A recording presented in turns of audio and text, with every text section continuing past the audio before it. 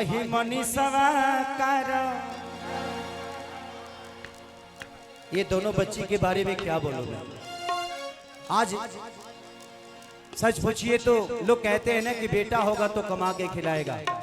आज ये अपने परिवार को ही नहीं बल्कि पूरे खानदान को तार दिया इन लोगों ने, अपने मेहनत से, अपने ऊर्जा से, अपने कला से। और इन दोनों का मिसाल देता हूं मैं। मुझे मेहनती, मैं शिल्पी राज को प्यार क्यों करता हूं जानते हैं? मैं शिल्पी राज को सोई थी बच्ची और एक गाना गाया था। मैं 4 बजे सुबह में बोला बेटा गा दो ना, सो के उठ के उसने गाना गाया। एक गाना था मेरा, मैं और सपना चौहान जी ने किया था उसको, कि दाते से कटला जाते अरे गालियां हो टमाटर जैसा। तो मेहनती कलाकार देखिए, किस्मत से आदमी ना, मेहनत से अमिताभ बच्चन बनता है और किस्मत से अभिषेक बच्चन।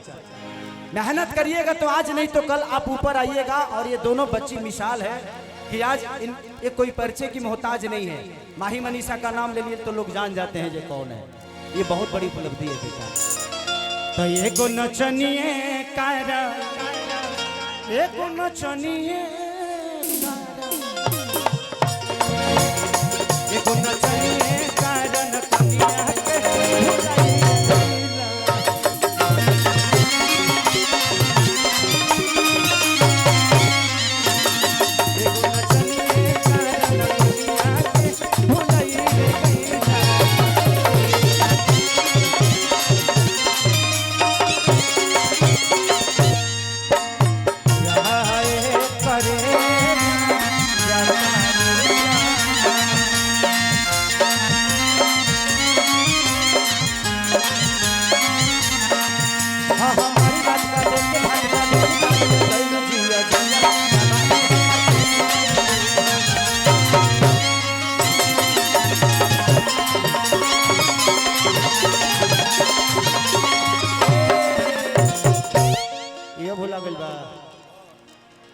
तब लगता जब के नीचे से निकलल बा।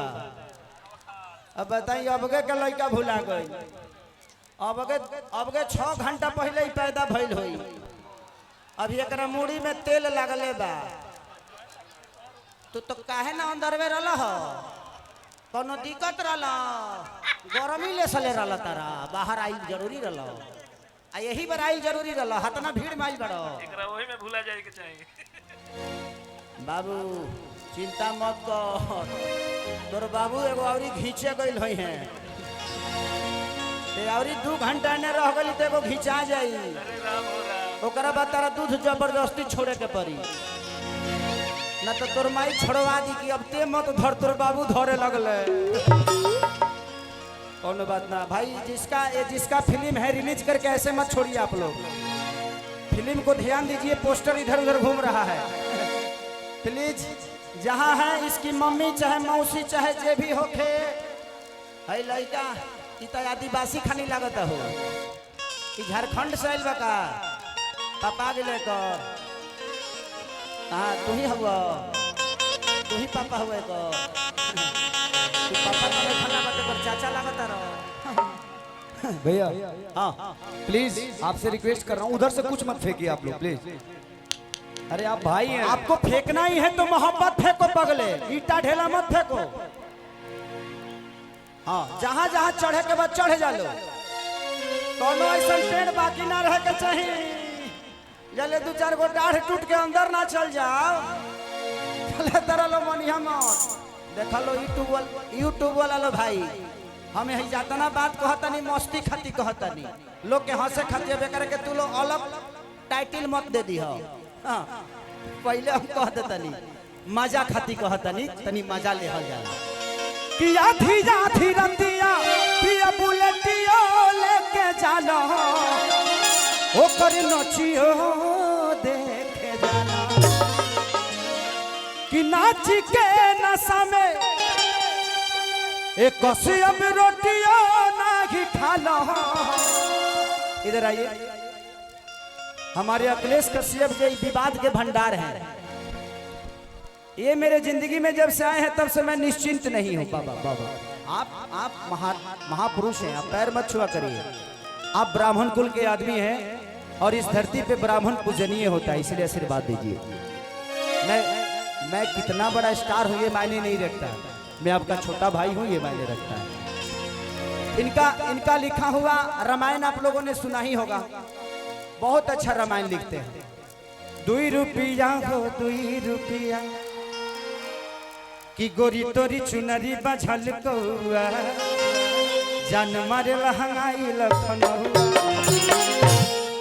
चाहे तो रखिया के कजरा जान कितनी हमरो गलिया हो ललकाटी साटावा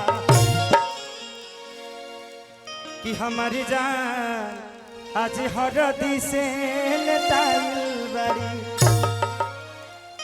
कि कहे बाबा अखिलेश दिन बनई खेबू दूर, हमारे नाम से चिन्हबू तू हो जाइबू मशहूर।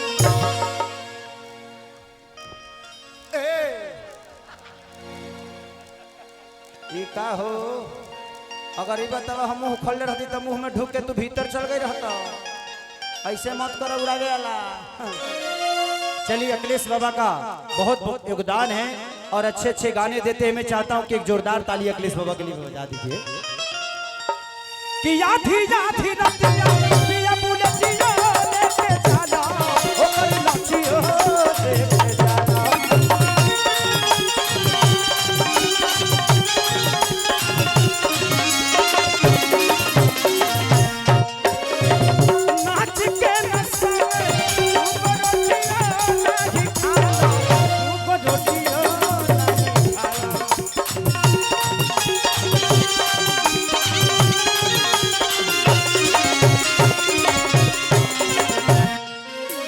ये गाना माने हमारे राघवेंद्र भैया के सौजन्य से मैं टीम कंपनी के लिए गाया था और सपना चौहान के जीवन की पहली भोजपुरी गाना थी। आज कम से कम 350 मिलियन आप लोगों ने देख लिया उसको। तो चाहे पिया कमाई कुल्ही उड़ाई रे गैलाना हो उड़ाई रे गैलाना एगो नचनिए कारण एगो नचनिए कारण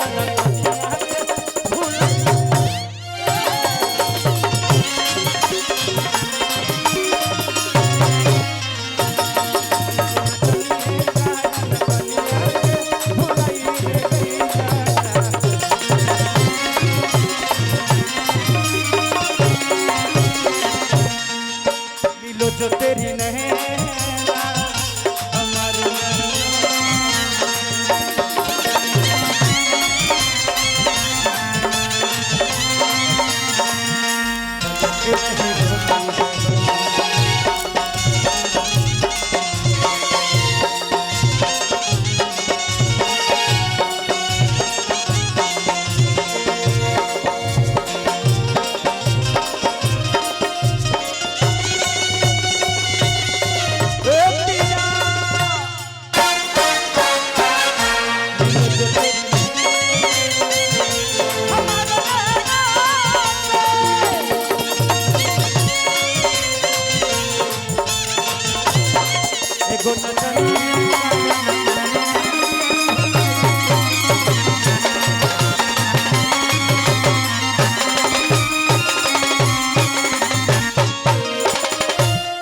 औरतिया कहती है कि छोड़ी के गईला लागल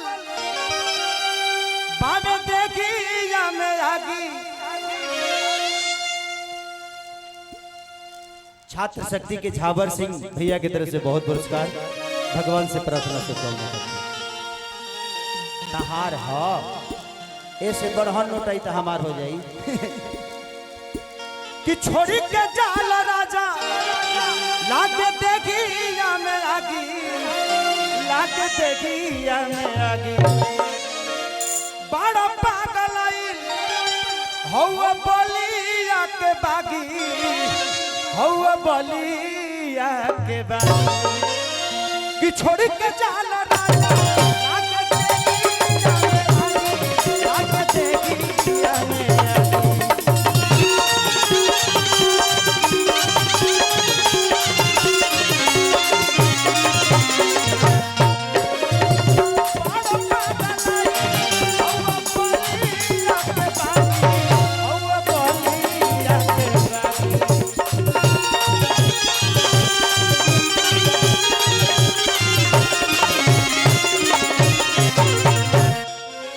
जाए किसन खेसारी के परिकाई रे गैला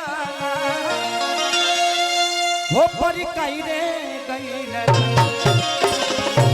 एगो नचनिए काया